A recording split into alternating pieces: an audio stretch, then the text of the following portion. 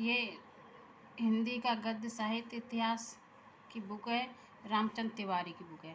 इसमें से आज हम आत्मकथा पढ़ेंगे, महिलाओं की आत्मकथा जो महिलाओं ने लिखी है, और आत्मकथा पढ़ेंगे, उनकी विषय वस्तु भी पढ़ेंगे, केवल महिलाओं की। तो आज हम एक वीडियो हम इसके पहले बना चुके हैं, तो आज हम महिलाओं को पढ़ेंगे।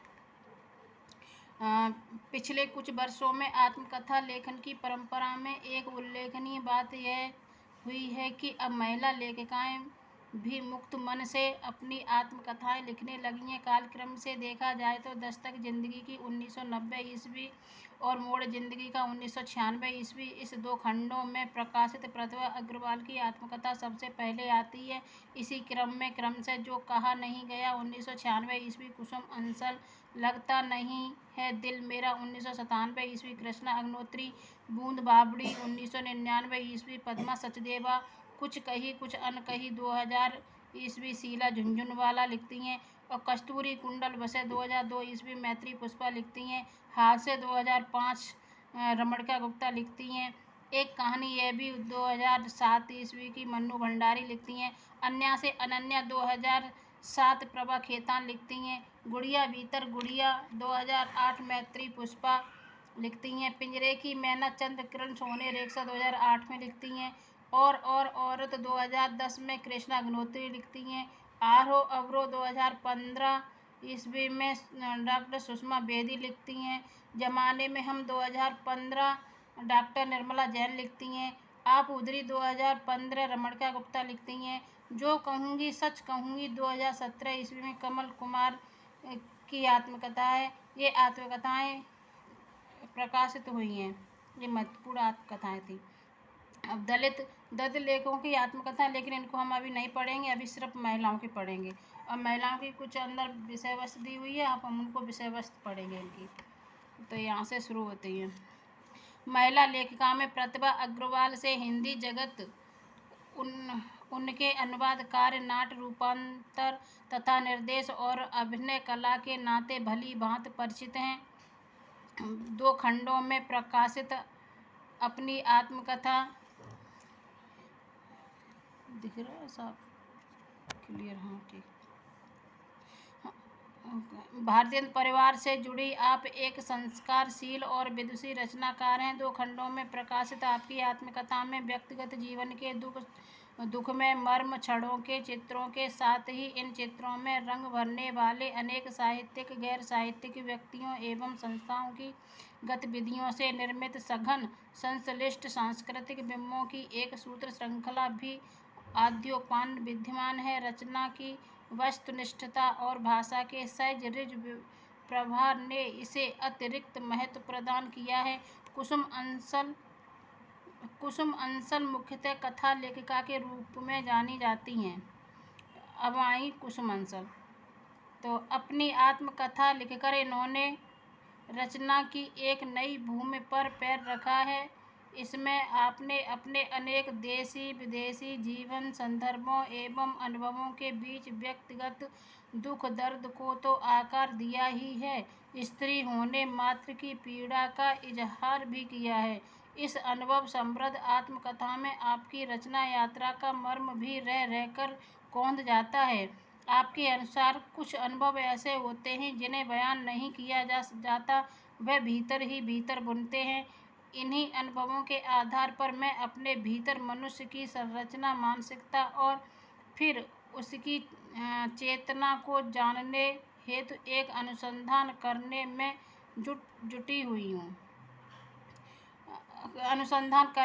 जुट गई हूँ।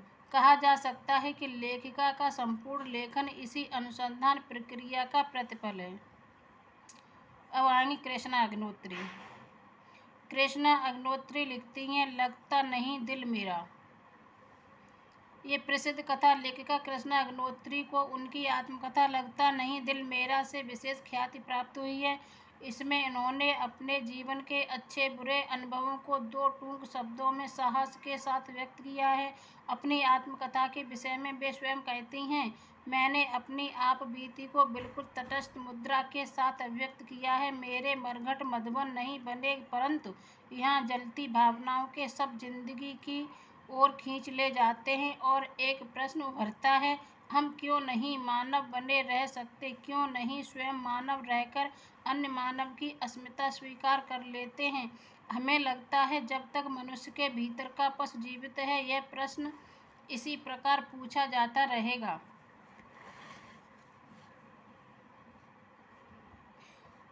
अनेक पुरस्कारों से सम्मानित डोगरी भाषा की कवयित्री के रूप में प्रख्यात पद्मा सचदेवा की आत्मकथा बूंद बावड़ी। अब पद्मा सचदेवा, इनकी आत्मकथा बूंद बावड़ी दुख सुख के बिंदुओं से निर्मित एक ऐसी रेखा है जिसे उन्होंने अपनी अपराजेय जिजीविषा के बल पर स्वयं खींचा है। बचपन में ही पिता की छाया का उठ जाना, माता की विवश चिंता, भावुकता में एक और पियक्कड़ कवि का वरण, पति के घर वालों का घोर अमानवीय व्यवहार, 3 वर्षों की लंबी जानलेवा बीमारी और अस्पताल का जीवन, रेडियो की नौकरी, सरदार सुरेंद्र सिंह से पुनर्विवाह, पति की छाया में दिल्ली और बम्बई का आत्मनिर्भर सुखद साहित्यिक जीवन। बम्बई से दिल्ली आने पर सन 1984 ईस्वी में इंदिरा गांधी के हत्या के बाद का पाशविक हिंसात्मक दौर और उसमें प्रत्येक क्षण मृत्यु की आशंका से सिहरता जीवन और अंत में एक बार फिर जीने और मरने के बीच के क्षणों को भोगकर जीने का संकल्प सचमुच अपनी जीवन बावड़ी को पद्मा ने प्राणों का बूंद बूंद रस निचोड़ कर भरा है। किंतु उनके लेखन में कहीं भी पुरुष समाज के प्रति हिंसा का भाव नहीं है। उन्होंने प्रश्न उठाया है, स्त्री को मुक्ति किससे चाहिए? अपने बच्चों से, उनके बाप से, या उस घर से जिसमें तिनका तिनका जोड़कर उसने गृहस्थी सहेजी है? मैं यह मानती हूँ कि स्त्री को मुक्ति उन बुराइयों से चाहिए जो आज ज़्यादा बढ़ गई हैं। प्रश्न यह है कि आज के घोर यांत्रिक और व्यावसायिक युग में यदि ये बुराइयां बढ़ती गईं तो स्त्री के लिए क्या करनी है? अब है शीला झुनझुनवाला। एक पत्रकार के रूप में प्रसिद्ध शीला झुनझुनवाला की आत्मकथा कुछ कही कुछ अनकही में शीला जी ने अपने बचपन में आरंभ करके अपने पति की मृत्यु तक की घटनाओं का वर्णन किया है। इसे शीला जी और उनके पति टीटी झुनझुनवाला की संयुक्त आत्मकथा कहा जा सकता है। शीला दंपति का संबंध जितना साहित्यकारों से था उतना ही राजनेताओं से भी था। इसलिए इस आत्मकथा में भवानी प्रसाद मिश्र, धर्मवीर भारती और मनोहर श्याम जोशी आदि साहित्यकारों के साथ ही श्रीमती तारकेश्वरी सिन्हा, मोरारजी देसाई और संजय गांधी जैसे राजनेताओं के चेहरे भी कथा मंच पर दिखाई देते हैं। शीला जी ने आपातकाल के खलनायक संजय गांधी के जीवन के सकारात्मक पक्ष को भी सामने लाने की कोशिश की है। इस आत्मकथा में संस्मरण, रेखाचित्र, डायरी, रिपोर्ताज, यात्रावृत्त आदि कई गद्य विधाओं का स्वाद एक साथ मिलता है। इसे इस कथा की एक अतिरिक्त विशेषता कहा जा सकता है। अब आएंगे मैत्री पुष्पा। मैत्री पुष्पा अपने चाक, इदमनमम और अलमा कबूतरी जैसे उपन्यासों के कारण हिंदी जगत में विशेष रूप से चर्चित हैं। इनके चाक, इदमनमम, अलमा कबूतरी ये इनके उपन्यास हैं, प्रसिद्ध उपन्यास हैं। और इनकी आत्मकथा कस्तूरी कुंडल बस है, उतनी ही सृजनात्मक है जितना कोई उपन्यास होता है या हो सकता है। मैत्री की माता का नाम कस्तूरी था। वे अपने समय की एक ऐसी जीवट वाली महिला थी जिन्होंने अपने बलबूते पर अपना रास्ता बनाया था। विद्रोही संस्कार मैत्री को विरासत में मिले हैं। मैत्री के साथ ही इसे उसकी माँ की संघर्ष गाथा भी कह सकते हैं। पारंपरिक समाज की जड़ता को तोड़ने वाली इस कथा में माँ बेटी के बीच लगाव, लाड़, गुस्सा, ममता, निर्भय के उलझे संबंध सूत्र की विद्यमानता ने पूरी रचना को अतिरिक्त सृजनात्मक सघनता प्रदान की है। अनेक दृष्टियों से यह आत्मकथा हिंदी आत्मकथा लेखन को नई दिशा प्रदान करने वाली कही जा सकती है।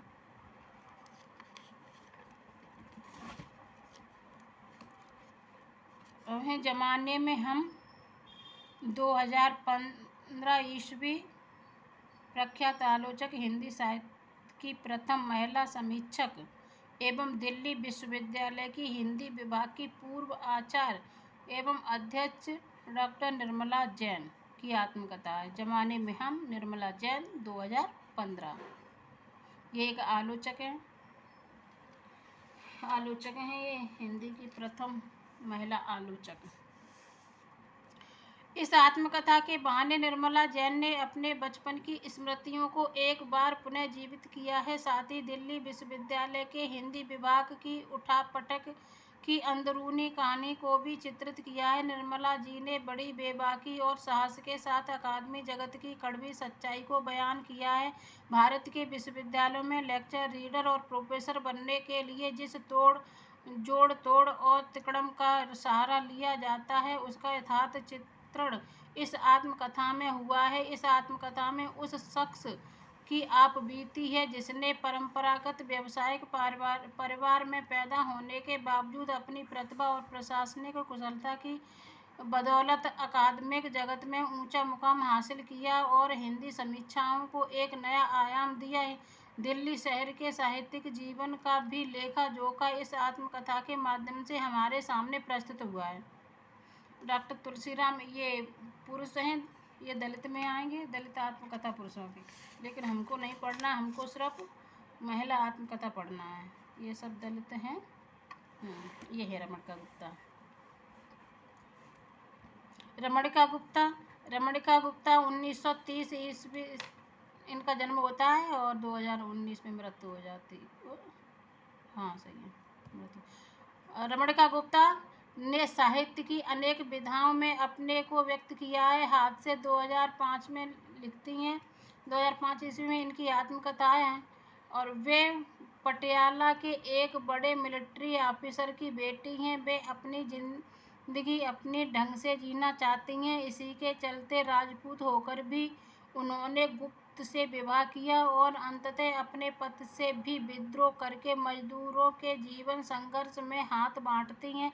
निश्चय ही इस कृति को हर तरह की रूढ़ियों को तोड़ने वाली एक विद्रोही महिला की आत्मकथा कहा जा सकता है। पावर जीरे में ब्रह्मभोज, अशोक वाजपेयी की ये आत्मकथा, ये पुरुष हैं और ये सब पुरुष हैं। पुरुष बाद में पढ़ेंगे, पहले महिलाएं पूरी एक ही वीडियो में कर ले रहे हैं। अब आई ममता कालिया, चंद्रकिरण सोनी रेखा पर।